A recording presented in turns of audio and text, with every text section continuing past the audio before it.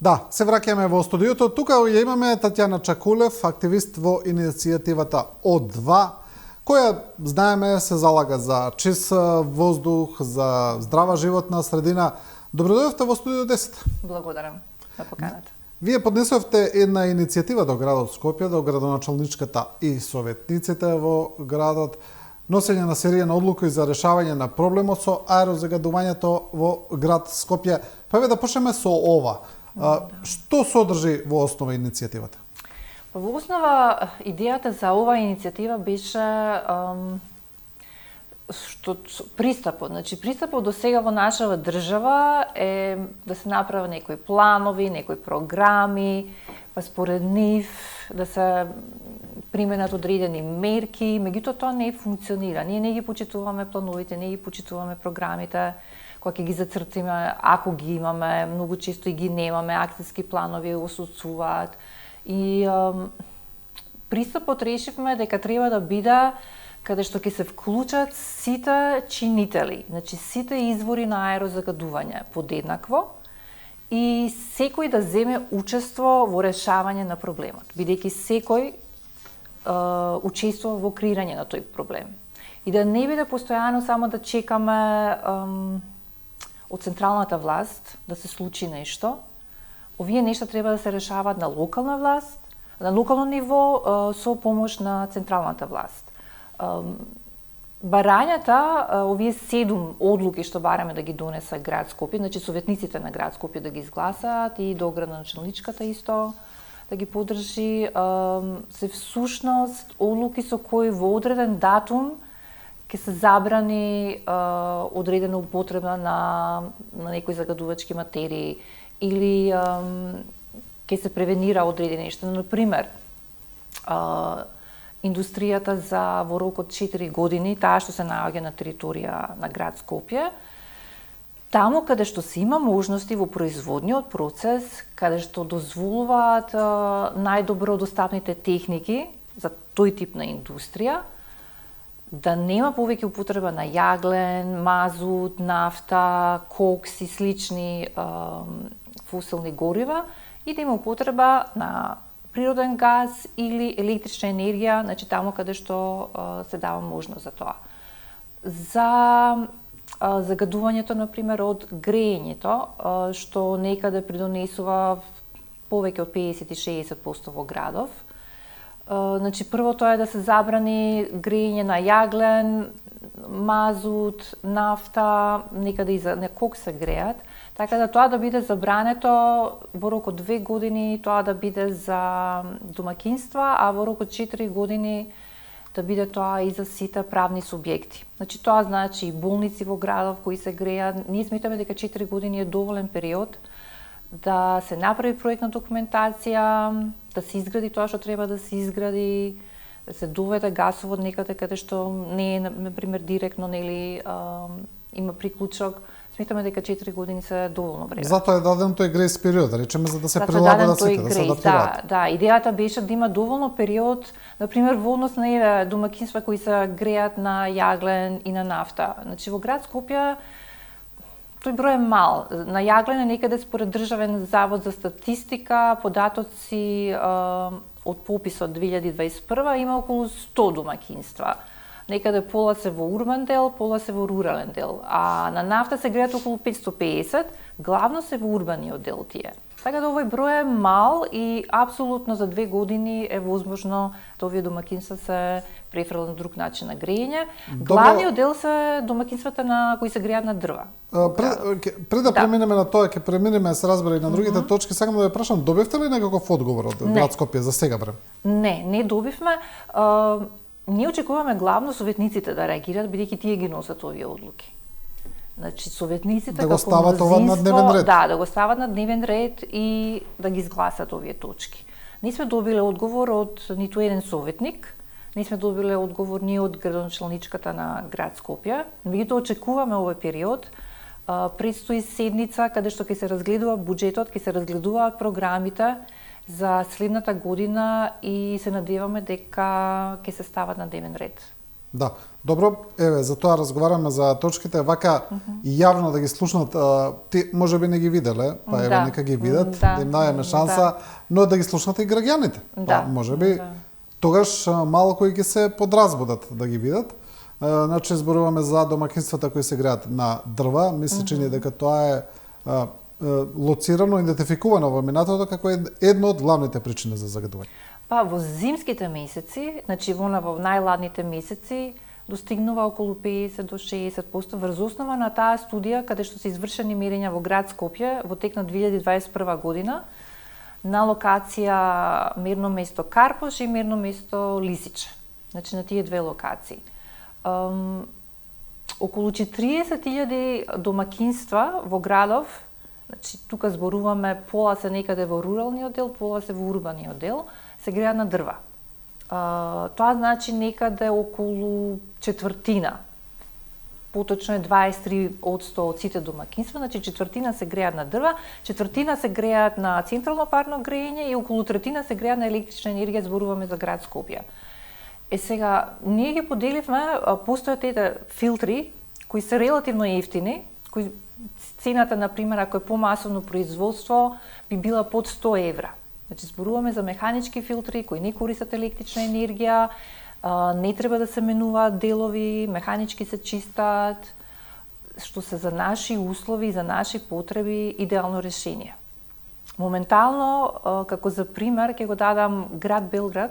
Во Белград е распишан тендер во моментов, тече тендер за набавка на 150.000 филтри, токму за потреби за домакинства кои се греат на дрва и каде што исто утврдиле дека е голем извор на аерозагадувањето во градот.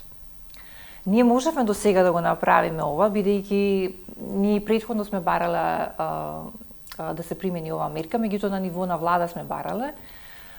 Сметаме дека сега ќе се има слух, особено што ете го гледаат примерот во Белград. Ние некако сакаме да видиме некој друг нешто да направи, па потоа да примениме. Да, па последние. Наместо да бидеме ете, зашто да не бидеме први во нешто? Зашто да не направиме нешто прво? Зашто мораме постојано да се споредуваме дали некој направил нешто или не?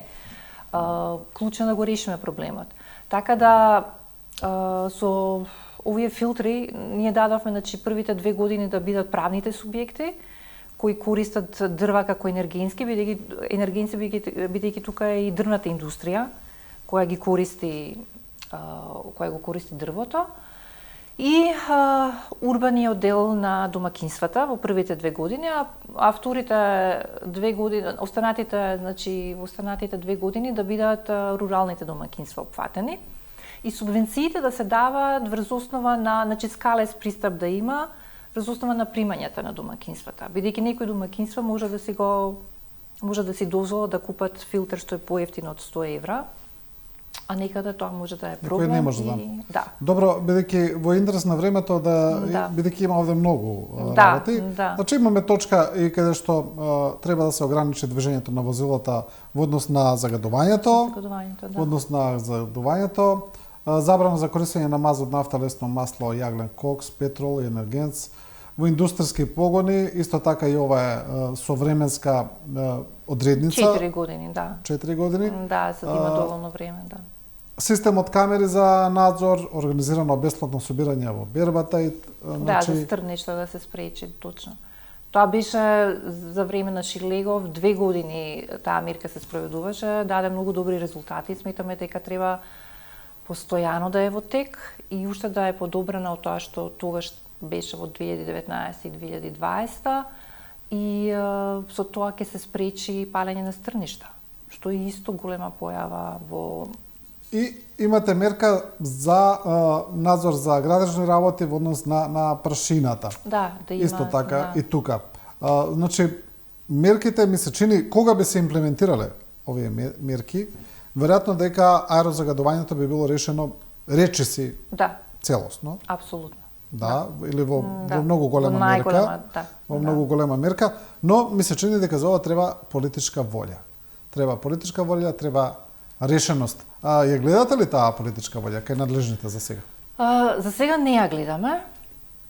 Постои начелно, ајде така да кажем, постои начелно желба да се реши, меѓутоа пристапот го гледаме некако се повторува пристапот како и претходните влади, каде што се почнува веднаш со тоа, па знаете, немаме магично стапче, тоа треба долго време и секој тоа го повторува. Буквално секоја влада до сега И никој ништо не истото го почнува. повторува, а нас не се изминати децени во тоа повторување. Во тие децени ние ќе го решивме 5 пати загадувањето.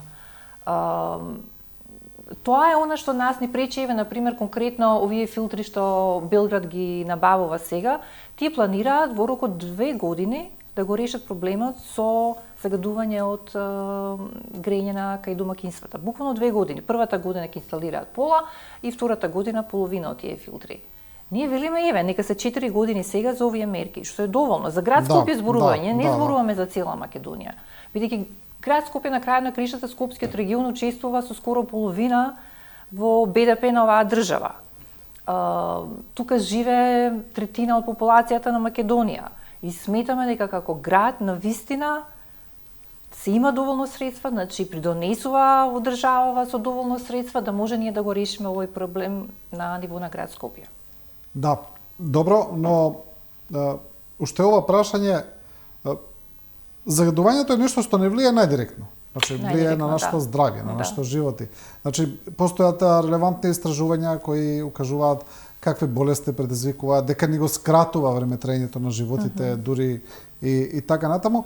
Но повторно, некако, па еве, не само надлежните, туку и јавноста како да го става некако во втор план, како најмалку да се потресуваат за тоа. Нели е апсурдно во однос на значењето? Меѓутоа тоа е исто и прашање на свест во смисла на тоа, на вистина да ги поврзаме тие елементи, кој е ефектот на аерозагадувањето врз нашиот живот, врз нашите деца, животот и здравјето на нашите деца, некако кај нас е тие како во одвоени фиолки. Да, знаеме дека е лошо, ама ако може да си продолжиме у секојдневен живот без да и ние нешто промениме и без многу да се притиска на тоа поле. Познато е дека и ПМ частичките и загадениот воздух како таков, значи во целина, емисиите од дизел возилата се класифицирани како канцерогени од прва категорија. Значи ова е официјално. Тие се класифицирани како канцерогени од прва категорија, значи предизвикуваат докажано канцер кај луѓето. Одредените супстанции кои се и од емисиите кај возилата, и од другите емисии од индустрија, значи голема низа на тие, и од согарување кај домакинствата, цела листа од тие супстанции се исто карактеризирани, се класифицирани како канцерогени од прва категорија. Меѓутоа, ние некако тие нешта, пак ќе кажам, не ги поврзуваме, а тука е голема улога играат надлежните. Колку на вистина тие ќе го предочат тие информации, значи на јавноста и ќе ги постават како приоритет. Да, добро, еве за тоа ги правиме овие емисии да ги разбудиме некогаш кога треба да ги поттикнеме еве да делуваат. Татјана Чекулев, ви благодарам за гостувањето. Да, благодарам. И со овој дел кој беше посветен на она што би требало да биде најважно, тоа е чистиот воздух, здравата животна средина, го завршуваме ова Студио 10. Почитувани, ви благодариме. Останете со програмата на Телевизија 24.